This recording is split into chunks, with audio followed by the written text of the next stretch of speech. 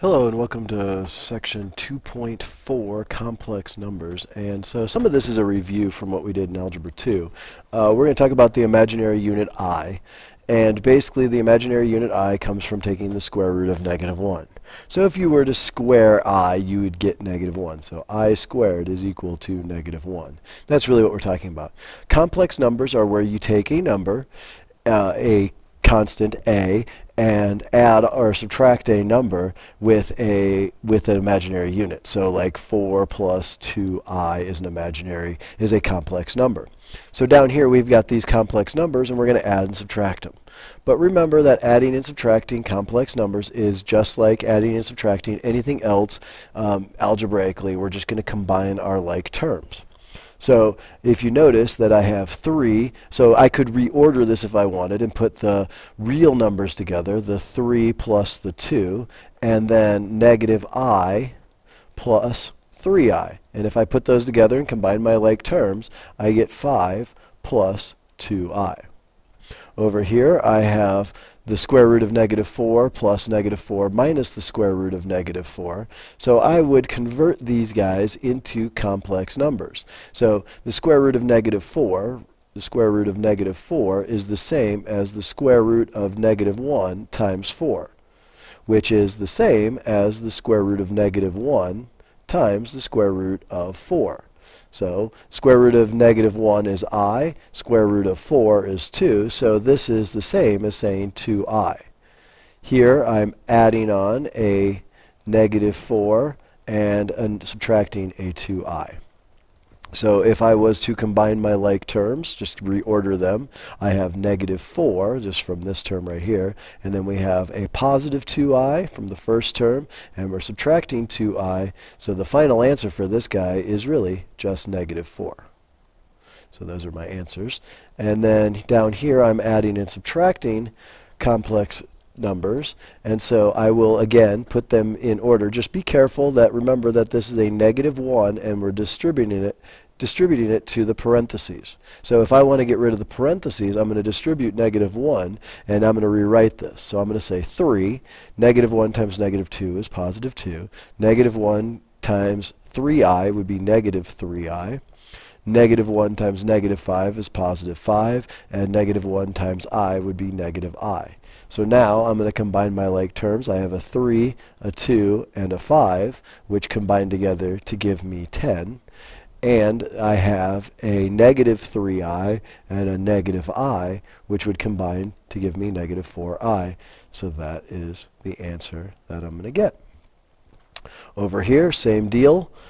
If it's a positive, I can just drop the parentheses out front. So here I have 3 plus 2i. I drop the parentheses plus 4 minus I, and then here I have that -1 again, so I'm going to distribute and get -7 minus I. Combining my like terms, well, I have a 3, a 4, and a -7. So positive 7 minus 7, those go away. I'm left with a 2i minus I minus I. Since there's nothing left, my answer for this guy is 0. And so that's what I'm looking for when I'm solving these problems, is just combining like terms like we're used to doing. We could fill in the blanks on this and see if there's any patterns when we're dealing with I. Well, remember I to the first is just I. I to the second, we talked about if I square I, we get -1. If I take I cubed, remember that's I times I times I, which I could write that as I squared times I, which means I squared was -1, so that's the same as saying -1 times I, which gives me -I. I to the fourth is the same as saying I squared times I squared times I squared, which would be -1 times -1, which hopefully we know is 1. I to the fifth is I to the fourth times an extra I, which leads me back to this. I to the sixth would be -1. I to the seventh would be -I. And I to the eighth would be positive 1. Because I to the fifth is the same as I to the fourth times I, which means 1 times I. This guy is I to the fourth times I squared, which is 1 times negative 1 from up above. I to the 7th is I to the 4th times I squared times an I. So 1 times negative 1 times I, which gives me negative I. And then I to the 8th is the same as I to the 4th times I to the 4th, just remembering our properties, which gives us 1. So then do you notice a pattern? Well, hopefully you notice that we have a cycle of 4 here, that every time we go through this cycle, we could figure out what the number is. So an example might be, you might see, is something like, what is I to the 37th power? Well, you could go ahead and count all the way up there and figure out where 37 is, or you could take 37 and divide it by 4. Well, 4 goes into 37 9 times, which gives me 36, and I have 1. So there's my remainder of 1. So that means I went through the cycle 4 times, or 9 times. 1, 2, 3, 4, 5, 6, 7, 8, 9. At the 9th time I'm down here, but then I have a remainder of 1, so that means my answer would be I. If I did something like I to the 96th power, well, let's make it 98th power. 98th power. I would do the same thing. 98 divided by 4 would give me, well, that's 2. There's 8 and 18. 4 goes in there 4 times.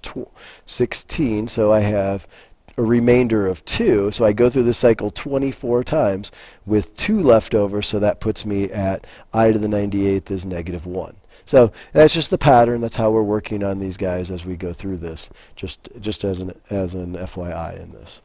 So then we have complex conjugates, just like we have conjugates in our other numbers. There are complex conjugates. A plus bi, a minus bi is a conjugate, and negative a minus bi, negative a plus bi. So our pattern is that the conjugates are just the switch in signs between the real term, the a value, and the complex, the imaginary term, the bi term. So you'll see that they switch signs. Nothing else switches signs, just the term in between. Just like we would do if we were multiplying by the conjugate of 2 plus root 3, the conjugate would be 2 minus root 3. The only thing that changes is the sign between the two terms. So then we talk about graphing these guys in a complex plane, and the real numbers go across the x-axis, the imaginary numbers are on the y-axis, so 2 plus 3i would be 2 over and 3 up, and so there is 2 plus 3i. The b one down here, negative 1 in the real plane and positive 2 in the imaginary plane, would look like, this would be negative 1 plus 2i. Negative 1 plus 2i. And then negative 3i, we didn't go left or right in the real numbers any, so we're just going down 3 on the imaginary plane. That would be here, and that's negative 3i. And I don't know why I'm trying to use parentheses. It seems like ordered pairs.